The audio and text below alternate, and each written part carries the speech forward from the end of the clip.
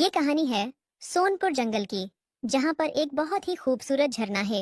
ये झरना खूबसूरत होने के साथ साथ बहुत ही खतरनाक है, क्योंकि इस जंगल में यह एक ही झरना है जहाँ पर पीने के लिए पानी है और जंगल के सारे झरने सूख गए हैं। हाँ, आपको एक बात बताना तो भूल ही गई कि यह खतरनाक क्यों है।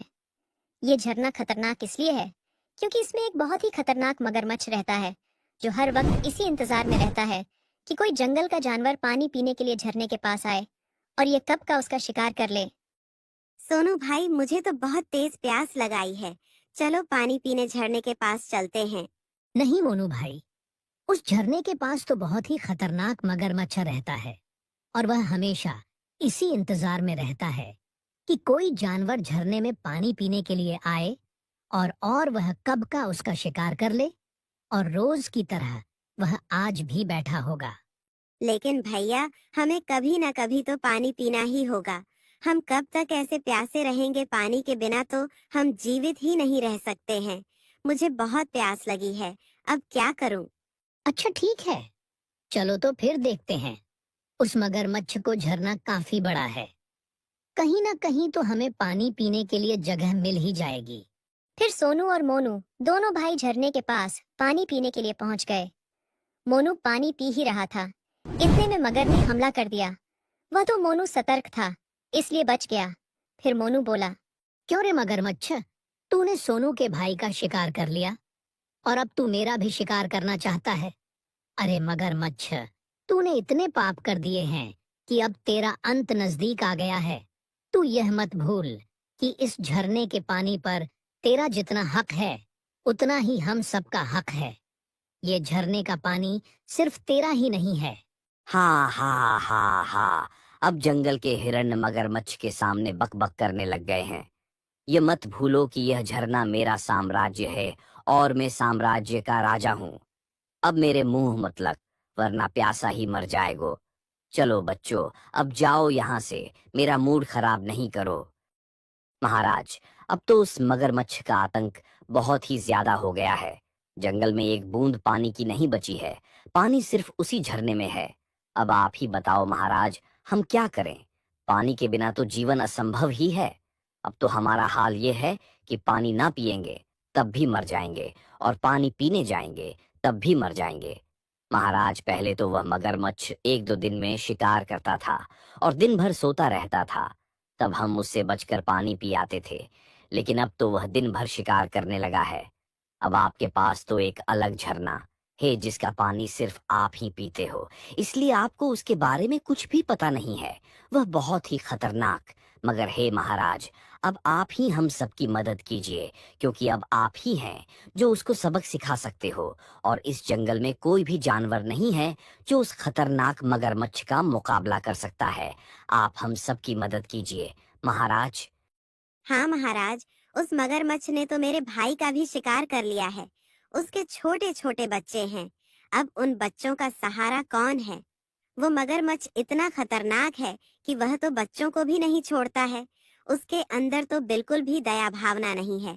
एक बार वह मगर झड़ने से बाहर निकल जाए तो हम सबका जीवन सुखी हो जाएगा, और फिर हम खुलकर रह सकेंगे, खुलकर खा पी सकेंगे।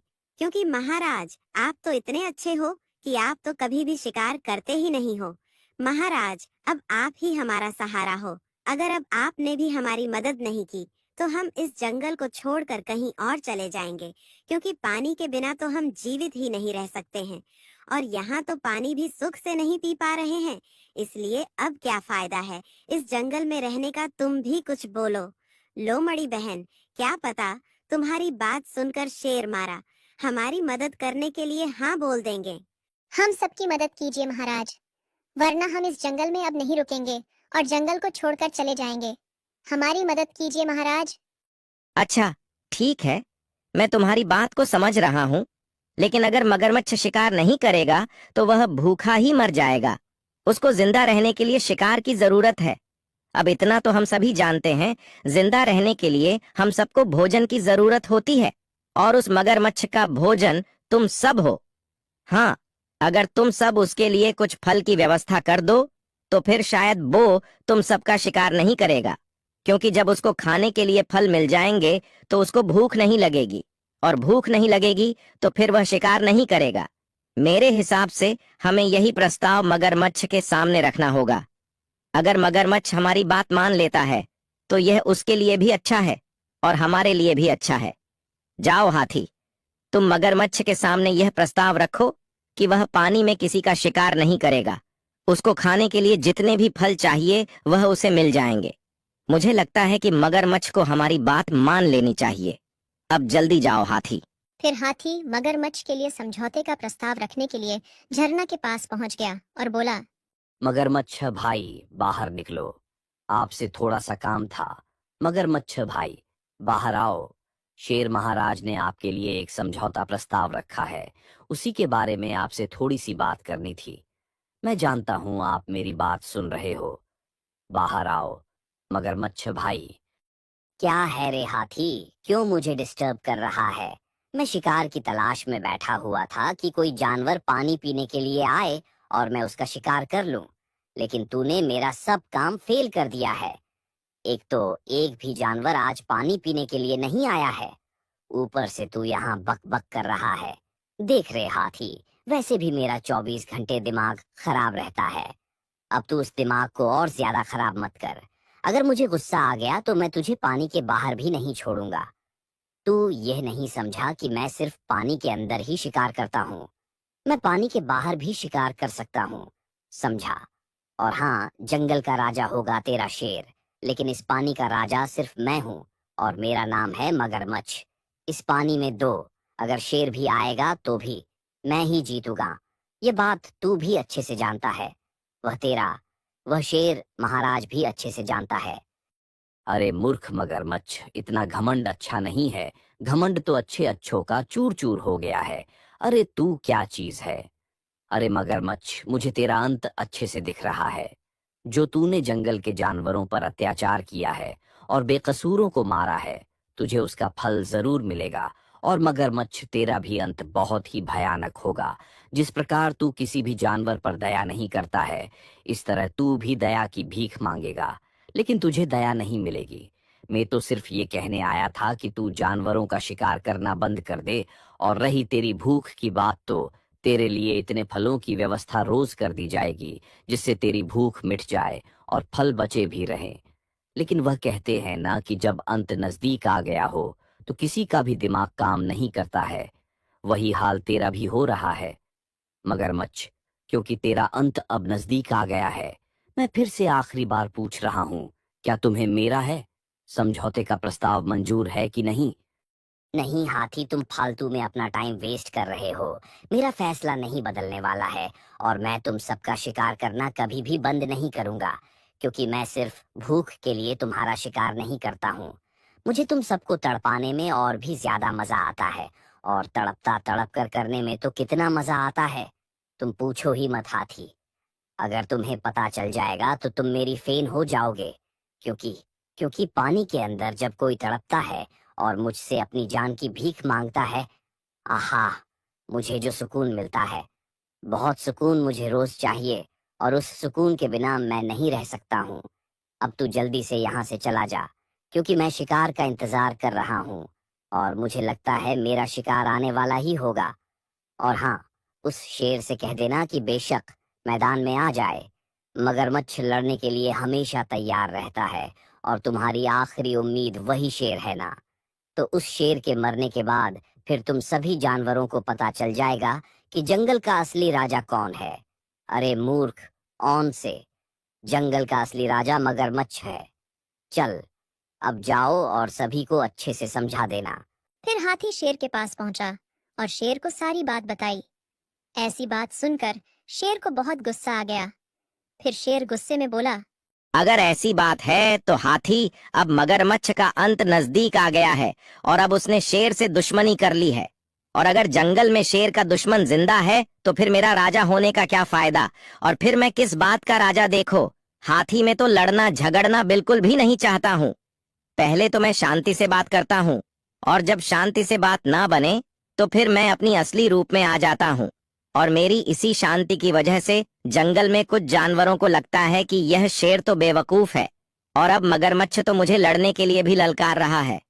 जिस मगरमच्छ की मेरे सामने खड़े होने की औकात नहीं है, वह मुझे लड़ने के लिए बोल रहा। हे, सभी जानवरों को बुलाओ, फिर हम कुछ योजना बनाते हैं। फिर सभी जानवर झरने के ऊपर पहुंच गए और शेर ने सभी जानवरों को आदेश दिया कि यह पानी यहाँ से दूसरी दिशा में मोड़ दो, ताकि जब झरने में पानी ही नहीं रहेगा तो फिर मगरमच्छ वहां क्या करेगा। और मगरमच्छ की ताकत झरने का पानी है। झरने का पानी सूख जाएगा तो फिर मैं आसानी से उस मगरमच्छ का शिकार भी कर सकूंगा। अब देखता हूँ वह मगरमच्छ क्या करता। हे, झरने के अंदर मगरमच्छ शेर की बातें सुन रहा था। फिर मगरमच्छ सब समझ गया कि यह तो मैं बुरा फंस गया हूँ। अगर झरने में पानी ही नहीं रहेगा तो फिर मैं करूंगा क्या इस झरने का। फिर मगरमच्छ ने जोर जोर से सभी जानवरों को अपने पास बुलाया तो शेर और सभी जानवर मगरमच्छ के पास पहुंचे। फिर मगरमच्छ बोला, नमस्कार शेर महाराज, मैं तो बस मजाक कर रहा था। शेर महाराज, इस जंगल में किसी की इतनी औकात नहीं है जो आपकी बात नहीं माने और आपकी बात मानने से इनकार कर दी। मैं तो शेर महाराज बस आपके दर्शन करना चाहता था।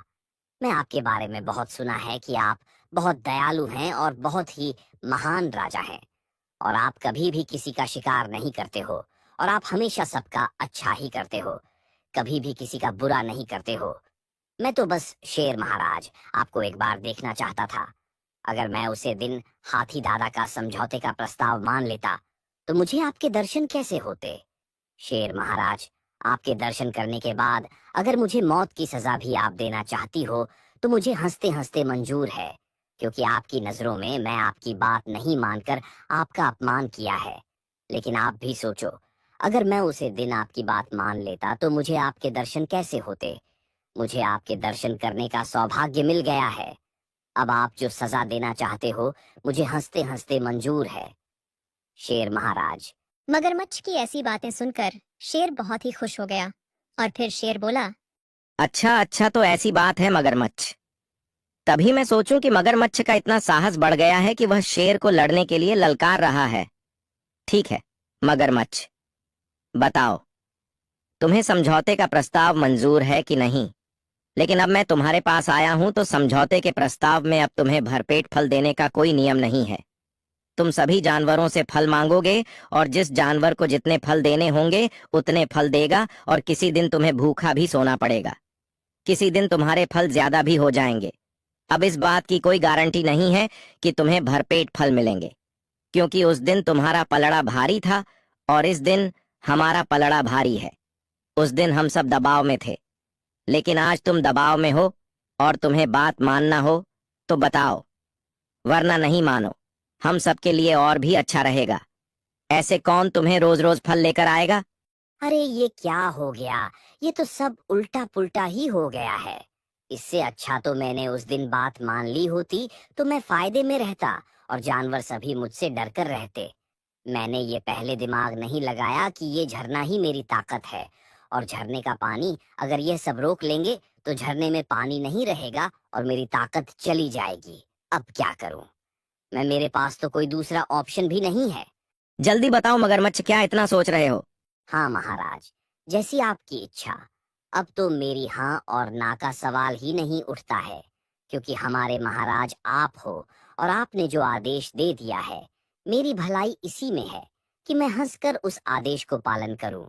मुझे आपकी सारी शर्तें मंजूर हैं महाराज। फिर जंगल के सभी जानवर झरने का पानी पीने लगे और जिसकी जितनी इच्छा होती है उतने फल मगरमच्छ को दे देते, और मगरमच्छ भी फल खाकर शांति से रहने लगा।